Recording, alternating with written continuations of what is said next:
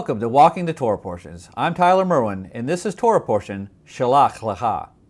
This week's portion is Numbers 13:1 through 15:41.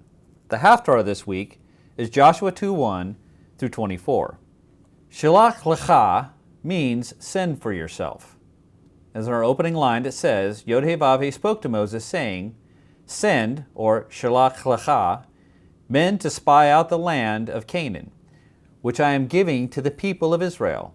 From each tribe of their fathers you shall send a man, every one a chief among them. Numbers 13:1 and 2. This week's portion begins at the threshold of the Promised Land. It's important to understand that the Torah itself is actually not written as a history book. What I mean by this is that even though on the surface it seems to move along chronologically, and it does, when you look at the details, you realize, wait a minute, this here couldn't have happened before this other thing over there. Though it is progressing chronologically, we can't lock every detail into a timeline as it's represented in the text. Another thing to consider when studying Torah is that an account or an event that is recorded more than one place is most likely incomplete until you read all of the citations and put it all together as one package. That's the case in our opening story of sending the spies into the land of Canaan. We get the account that we have here in our portion, and we get the account again in Deuteronomy 1. So let's continue reading. So Moses sent from the wilderness of Paran, according to the command of Yod-Heh-Vav-Heh, all of them men who were heads of the people of Israel. Numbers 13:3. The text goes on to name the 12 representatives from the 12 tribes. Levi, of course, is not included as they are set apart to God for God's service as priests. The two people we all remember who will stand faithful are Caleb from the tribe of Judah and Hoshea from the tribe of Ephraim. You notice how those two tribes keep popping up again and again? These were the names of the men whom Moses sent to spy out the land. And Moses called Hoshea, the son of Nun, Joshua. Numbers 13:16. Hoshea has been Moses' faithful servant. Moses changed his name before the beginning of this mission by adding the Hebrew letter Yod to the beginning of his name. Hoshea means salvation or deliverer in Hebrew. Yehoshua means Yah saves or Yah delivers. This is actually the same name given to our Savior, Yeshua. So Yeshua is just a shortened version of Yehoshua, but it has the same meaning. This also seems to be a subtle hint that it is God Himself who will deliver the land to them, and not by the hand of man. Moses sent them to spy out the land of Canaan and said to them, Go up into the Negev and go up into the hill country and see what the land is, and whether the people who dwell in it are strong or weak, whether they are few or many, and whether the land that they dwell in is good or bad, and whether the cities that they dwell in are in camps or strongholds, and whether the land is rich or poor, and whether there are trees in it or not. Be of a good courage and bring some of the fruit of the land. Now the time was the season of the first ripe grapes. Numbers 13:17 through 20. So if we look at the stories that's told here at this point, we could say they came to the edge of the Promised Land. God told Moses to send out 12 representatives from each tribe to spy out the land of Canaan.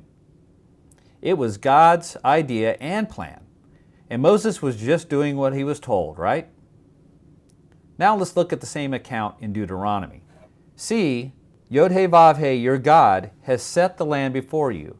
Go up, take possession, as Yod-Heh-Vav-Heh, the God of your fathers, has told you. Do not fear or be dismayed. Then all of you came near to me and said, Let us send men before us, that they may explore the land for us and bring us word again of by which way we must go up and the cities into which we shall come. The thing seemed good to me, and I took 12 men from you, one man from each tribe. Deuteronomy 1:21 through 23. Now we see more detail than we were given in this portion alone. So it wasn't God's plan, but He did allow it. Unfortunately, the plan didn't end well. Well, we can see here how it's important to get the detail of all the accounts of the story to have a complete picture. This will help us not to jump to wrong conclusions. Back to the story. The thing that they were to look for on their scouting trip were pretty standard as far as enemies that they would face. This would be typical for any military mission. But Moses also desired to bring back a report of the richness of the land, a land flowing with milk and honey. There's also a strange request that's not properly translated in our English Bibles. In the section where Moses asks if there are trees in it or not, well, first off, that's kind of weird unless you're talking about a complete desert. But the anomaly here is that the Hebrew reads, it asks if there is actually the tree or not, in a singular form. So what would the tree be referring to? Moses seems to understand that the land of Israel is connected to the land of Eden, and he seems to be looking for the tree of life.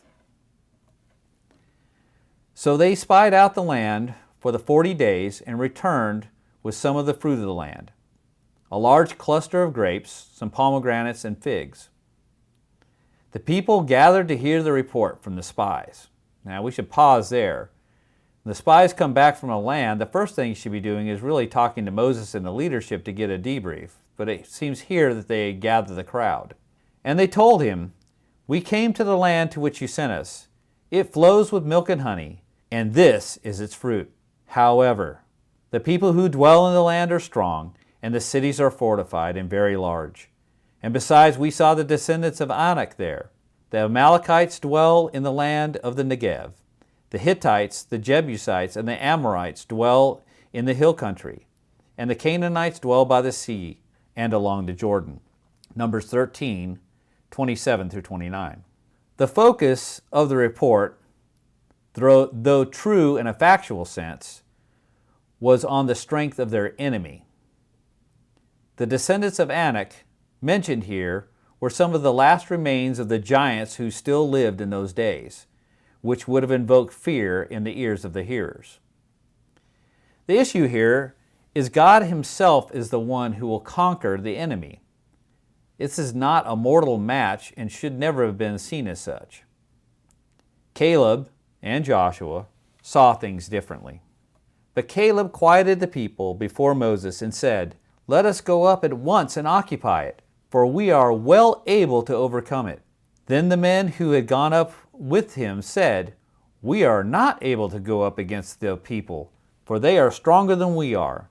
So they brought to the people of Israel a bad report of the land that they had spied out, saying, "The land through which we have gone to spy out is a land that devours its inhabitants, and all the people we saw in it are of great height. And there we saw the Nephilim, the sons of Anak, who come from the Nephilim. And we seemed to ourselves like grasshoppers, and so we seemed to them." Numbers 13:30 through 33.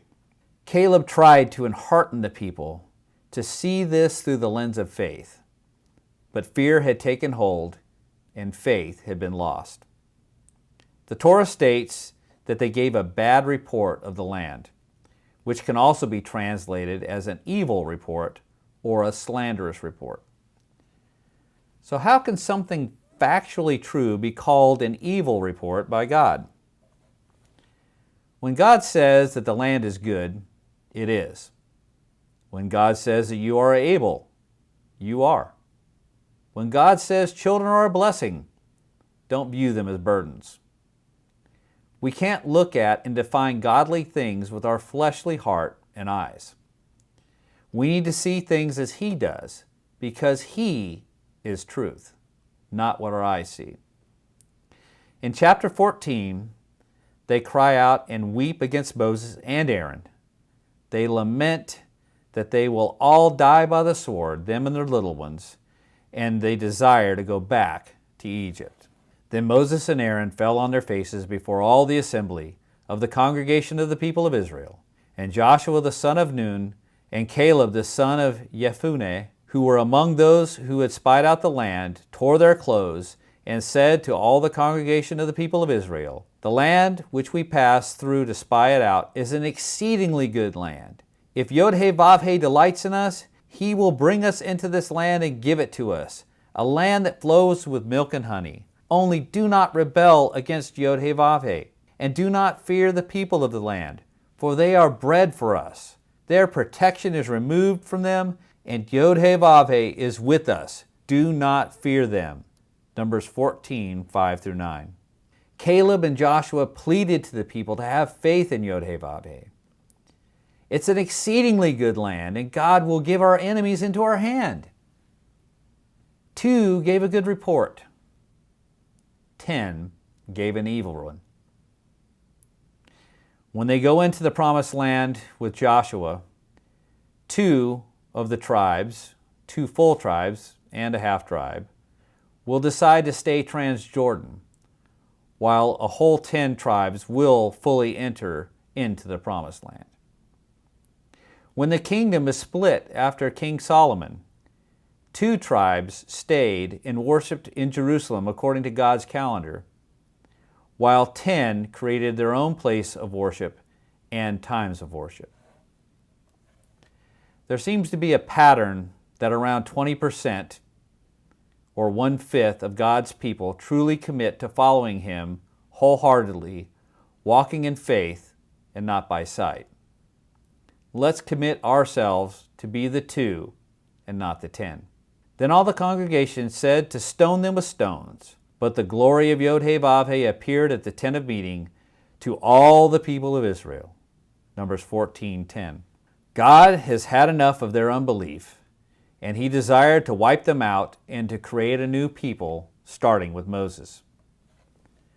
Moses answers by interceding for Israel, proclaiming that God needs to forgive His people for God's own namesake and for God's own reputation. And he closes with, "Please pardon the iniquity of this people, according to the greatness of your steadfast love, just as you have forgiven this people from Egypt until now." Numbers 14:19. God does pardon Israel because of Moses' petition, but declares that none of this people will enter the land except for Caleb and Joshua, who had a different spirit. The 10 spies who brought the evil report die in a plague for their guilt, and the rest of Israel is sentenced to wander 40 years in the wilderness for their unbelief. 40 years for the 40 days the spies were in the land. Everyone who was listed in the census in Numbers 1, from 20 years old and older, would die in the wilderness and not enter the promised land. When the judgment was proclaimed to the people, then they decided they were going to take up arms and enter the promised land, but it was too late. God was not with them. The judgment had already been proclaimed. The Amalekites and Canaanites that were there routed this attempt and chased them out with their tails between their legs. Chapter 15 begins with clarification and details regarding the libation offering and how it ties into the other offerings. And in 15 it states, "And if a stranger is sojourning with you, or anyone is living permanently among you, and he wishes to offer a food offering with a pleasing aroma to Yod-Heh-Vav-Heh, he shall do as you do. For the assembly there shall be one statute for you and for the stranger who sojourns with you, a statute forever throughout your generations. You and the sojourner shall be alike before Yod-Heh-Vav-Heh. One law and one rule shall be for you and for the stranger who sojourns with you." Numbers 15, 14-16. Again, we see there's only one set of standards to follow the Most High. The text goes on to discuss unintentional sin from a community and an individual standpoint. Again, pointing out there's no difference for the native born or the stranger who dwells among you. But the person who does anything with a high hand, whether he is native or a sojourner, reviles Yod-Heh-Vav-Heh, and that person shall be cut off from among his people. Because he has despised the word of Yod-Heh-Vav-Heh, and has broken his commandment, that person shall be utterly cut off. His iniquity shall be on him. Numbers 15, 30, and 31. As we've covered before, this is deeper than just slipping up in our walk, or being defeated, maybe again, by the sin that we struggle with. This is a case of outright rebellion, rejecting God's authority over our lives. The story that follows this is of the Shabbat breaker, the one who was found gathering wood or sticks on the Sabbath. It's already known that working on the Sabbath is already a capital offense. We can only see that the outside actions of a person. God, on the other hand, can actually see our heart. So the person's detained, and they inquire of the God of Israel as to what should be done. God determines that this was a willful and rebellious act, and he is sentenced to be stoned to death. The sages also state that the death penalty for breaking the Sabbath was already clear, but the method, which in this case was stoning, had not yet been established. Yod-Heh-Vav-Heh said to Moses, "Speak to the people of Israel and tell them to make tassels on the corners of their garment throughout their generations, and to put a cord of blue on the tassel of each corner. And it shall be a tassel for you to look at and remember all the commandments of Yod-Heh-Vav-Heh, to do them, not to follow after your own heart and your own eyes, which you are inclined to whore after. So you shall remember and do all of my commandments, and be holy to your God. I am Yod-Heh-Vav-Heh, your God, who brought you out of the land of Egypt to be your God. I am Yod-Heh-Vav-Heh, your God." Numbers 15, 37 through 41. Our portion ends with the commandment of the tassels, or tzitzit. The plural form is tzitziot. We get a little more information when we look at Deuteronomy 22:12. "You shall make for yourself tassels on the four corners of the garment with which you cover yourself." So, we're to make tzitzit on the four corners of our garment, and it should have a cord of blue. In modern times, most all of us don't wear four-cornered garments that would have been the standard in biblical times. Many of us wear our tzitzits on our belt loops, and many ladies attach them with pins, though in Judaism it's generally seen as a commandment for men only.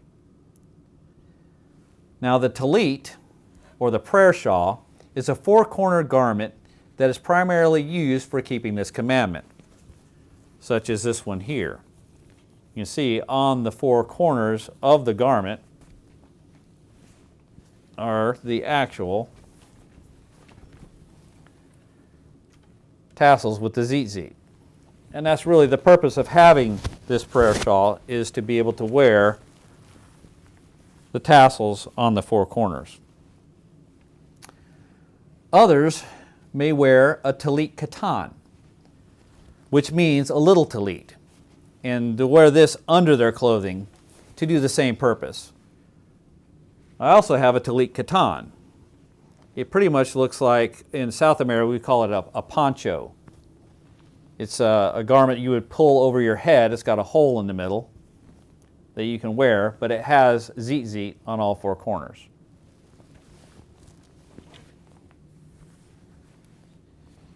Now each tassel is to have a cord of blue. The word for blue in Hebrew here is techelet. So if we're to have a cord of blue, why do most of our Jewish brothers have all white tzitzit with no techelet? The reason is no one's exactly sure as to where they got the color from. So they don't know exactly what color techelet is or what the source is. So rather than do it wrong, they just decide to go with all white tzitzits until the blue can be revealed sometime in the future. Now there are currently two sources in Israel that claim that they have an authentic tekelet, but not everyone agrees on this, at least not yet. Most of those that are in our walk use some shade of blue just to make sure that we're keeping the blue cord in our garments until Messiah reveals more information to us as well. Now, the blue is thought to represent royalty and the throne of God.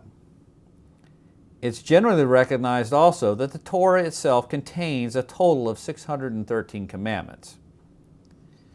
Interestingly, the word tzitzit, if you add up all the Hebrew letters together, comes up to a numerical value of 600. A traditionally tied tzitzit has 5 knots and 8 cords. And I don't know how well you'll be able to see here, but I have 1, 2, 3, 4, 5 knots, and it's made up of 8 cords. If you add all those together with the 600, you have a tzitzit that represents 613, the commandments that we are to look on and remember.